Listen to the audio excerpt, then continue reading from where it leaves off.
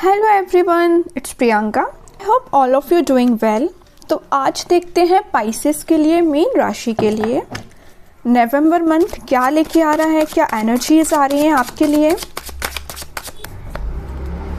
इसमें मैं आपके सारे एरियाज कवर करूंगी, आपकी health, career, love life. Okay, देखते हैं क्या मैसेजेस आ रहे हैं, आपकी एनर्जी क्या है।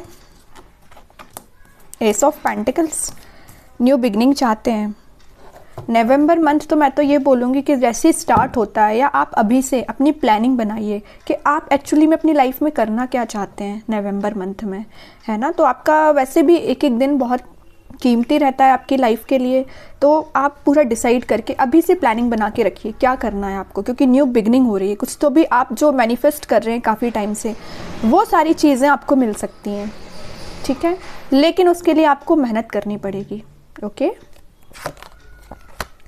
To of swords, sun. Okay, मैंने जस्ट बोला ना, आप जो चाहते हैं, आप जो मैनिफेस्ट कर रहे हैं, वो सारी चीज़ें आपके पास खुद आना चाहती हैं, लेकिन उसके लिए आपको स्ट्रगल करना पड़ेगा, मेहनत करनी पड़ेगी, प्लानिंग बनानी पड़ेगी कि आपको नवंबर मंथ में क्या चाहिए, ठीक है।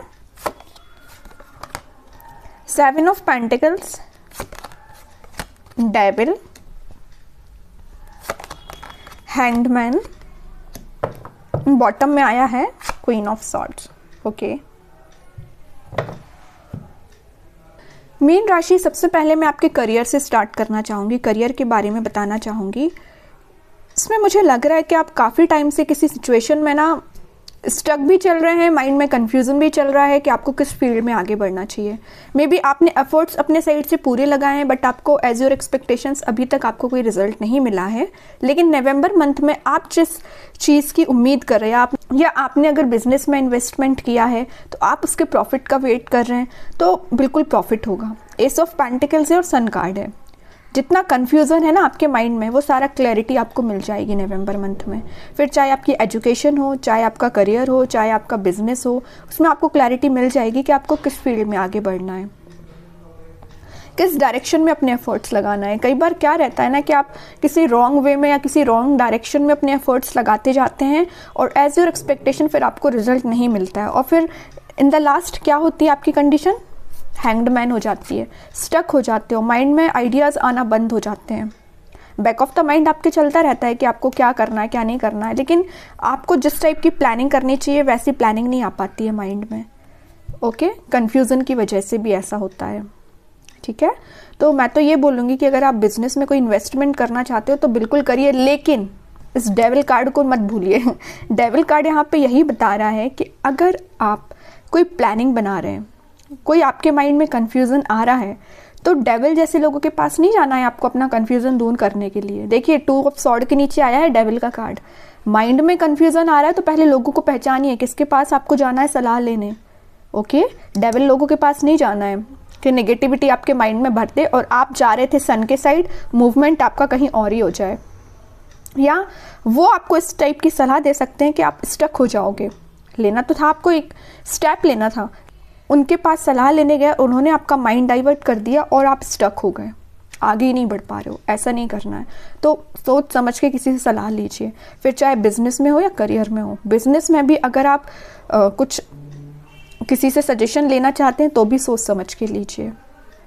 और मैं तो ये बोलूँगी, अगर आप कोई प्लानिंग बना रहे हैं तो ज़्यादा किसी से शेयर मत करिए, ठीक है। थोड़ा सा सीक्रेटिव रहिए तो ज़्यादा बेटर रहेगा। सीक्रेट तरीके से आप जितने अच्छे से काम कर पाएंगे, उतने अच्छे से आप 10 लोगों को बताएंगे तो नहीं कर पाएंगे, क्योंकि 10 लोग आपको 10 टाइप की सलाह देंगे। उससे क्या आपका माइंड डाइवर्ट होगा, कन्फ्यूज़न आएगा, स्टक हो जाओगे। ओके, तो आपको इन सब चीज़ों में नहीं जाना है। बॉटम में जो कार्ड निकल के आया है क्वीन ऑफ सॉर्ड, तो मैं बता दूं, आपकी हेल्प कोई फीमेल पर्सनैलिटी कर सकती है। बिजनेस करिए किसी में भी, मतलब आप उनके पास सलाह लेने भी जा सकते हैं, या वो आपको गाइडेंस दे सकती हैं, कोई फीमेल पर्सनैलिटी। अब आपकी लाइफ में जो भी है तो आप देख लीजिए, मे बी आपकी कोई फैमिली मेम्बर भी हो सकती हैं, ठीक है, या आपकी कोई फ्रेंड भी हो सकती हैं जो फीमेल पर्सनैलिटी हैं। और ये इनकी एज मुझे ज़्यादा लग रही है। अब ऐसा नहीं कि आप अपने छोटी एज के लोगों के पास चले जाएं तो आप उनसे सलाह लें, ऐसा नहीं। कोई मुझे यहाँ पे एल्डरली पीपल लग रहा है ना, फीमेल पर्सनैलिटी है तो थोड़ी सी आपसे एज में ज़्यादा ही है, वो आपको सलाह दे रही हैं। ओके, नवंबर मंथ में चाहें तो आप उनसे सलाह ले सकते हैं अगर आपकी लाइफ में कोई ऐसा पर्सन है तो। अब मैं आपकी लव लाइफ के बारे में बात करती हूँ। लव लाइफ में आप काफ़ी टाइम से कंफ्यूज चल रहे हैं। एफर्ट्स आपने लगाए हैं, आप न्यू बिगनिंग चाहते थे, खुशियाँ चाहते थे, बट फिलहाल अभी आप हैंग्ड मैन की सिचुएशन में ही हैं, स्टक चल रहे हैं। आपको नहीं समझ में आ रहा है क्या करना चाहिए, कैसे आगे बढ़ना चाहिए। ओके, और डेविल कार्ड के साथ तो लग रहा है कि आपके माइंड में काफ़ी ज़्यादा नेगेटिविटी चल रही है। सबसे पहले अगर आपको अपने माइंड का कन्फ्यूज़न दूर करना है तो आपको नेगेटिव थॉट को माइंड में लाना बंद करना पड़ेगा। ठीक है, पॉजिटिव थिंकिंग रखिए, जितना ज़्यादा पॉजिटिव थिंकिंग रखेंगे। यहाँ देखिए, हैंग्ड मैन में आपको मैं मतलब जब भी ये कार्ड आता है तो मैं आपको ज़रूर बताती हूँ कि हैंग्ड मैन मीन्स आप एकदम स्टक सिचुएशन नहीं बोलूँगी मैं इसको, क्योंकि आपके माइंड में आइडियाज़ चलते रहते हैं और पॉजिटिव आइडियाज़ ही चल रहे हैं। यहाँ भी सन है और ये सन कार्ड भी है। ठीक है, तो पॉजिटिविटी आपके पास खुद आ रही है, आपके माइंड में भी पॉजिटिविटी आना चाह रही है, लेकिन आपने ना इस सर्किल को ना डेविल से घेर के रखा है। पॉजिटिविटी को ना एकदम नेगेटिव थॉट से पकड़ के रखा है। ऐसा नहीं करना है। नेगेटिव थॉट को सबसे पहले एलिमिनेट करिए, तभी पॉजिटिव थॉट्स आपके माइंड में आएंगे। ठीक है, और आप काफ़ी टाइम से अपने पार्टनर के साथ कोई एफर्ट्स लगाने का सोच रहे थे, या आपके पार्टनर कुछ एफर्ट्स आपके साथ लगाने का सोच रहे हैं, तो मे बी नवंबर मंथ में कुछ तो भी न्यू बिगनिंग हो सकती है। ठीक है, हैप्पीनेस आपकी लाइफ में आना चाहती है। लेकिन मैं एक चीज़ यहाँ बताना चाहूँगी, बॉटम में जो कार्ड निकल के आया है क्वीन ऑफ सॉर्ड, तो आप दोनों के बीच की जो मिसअंडरस्टैंडिंग्स हैं वो मुझे किसी फीमेल पर्सन की वजह से लग रही है कि आई हुई हैं। मे बी ये कोई फैमिली मेम्बर भी हो सकती हैं। ओके, तो थोड़ा सा आपको क्लैरिफाई करनी पड़ेंगी चीज़ें। आप दोनों के बीच में जो भी मिसअंडरस्टैंडिंग चल रही है किसी थर्ड पर्सन की वजह से चल रही है, तो उसको क्लैरिफाई करिए। थोड़े और कार्ड्स निकालेंगे तो और पता चलेगा क्या चल रहा है आपकी लव लाइफ में। मीन्स ये कहना चाह रही हूँ मैं, यहाँ पे क्वीन ऑफ सॉर्ड आया है, यहाँ डेविल आया है।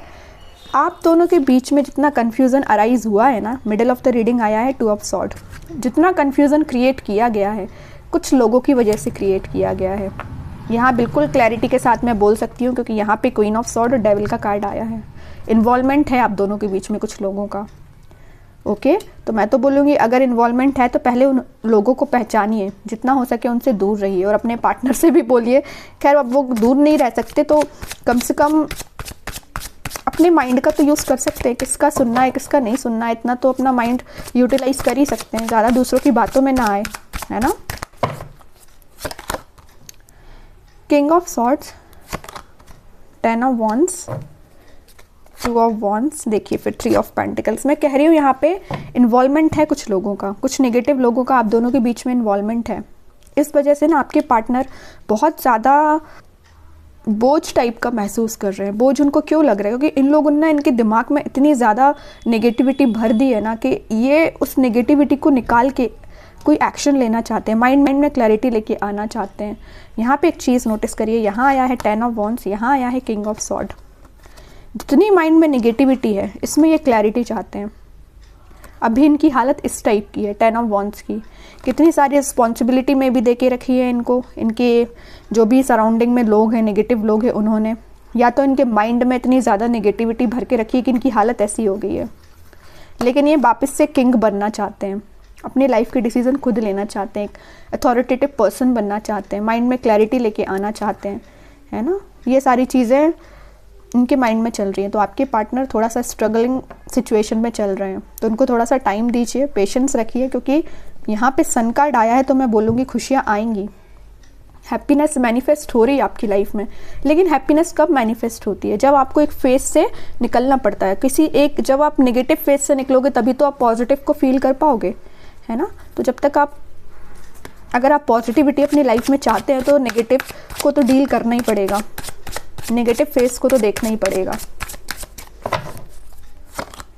फूल, न्यू बिगनिंग होगी, मैं कह रही हूँ नवंबर मंथ में आप न्यू बिगनिंग बिल्कुल देख सकते हो। वापस से जो चीज़ें ख़त्म हो गई थी आपकी लाइफ में, या आपके और आपके पार्टनर के बीच में जो चीज़ें स्टक चल रही थी या एकदम से एंड हो गई थी, वो रिन्यू हो सकती हैं, रिवाइव हो सकती हैं, क्योंकि यहाँ पे सन कार्ड है।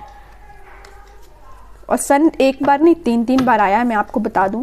यहाँ भी सन है, यहाँ भी सन है, और हैंग्ड मैन में मैंने आपको सन बताया ही था। तीनों कार्ड में सन है। तो एक बार नहीं, 2 बार नहीं, 3 बार कार्ड्स डिफाइन कर रहे हैं कि आपकी लाइफ में हैप्पीनेस आएगी नवंबर मंथ में। बस थोड़ा सा पेशेंस रखिए। अब आपके लिए मैं गाइडेंस निकालना चाहूँगी, क्या फॉलो करना है।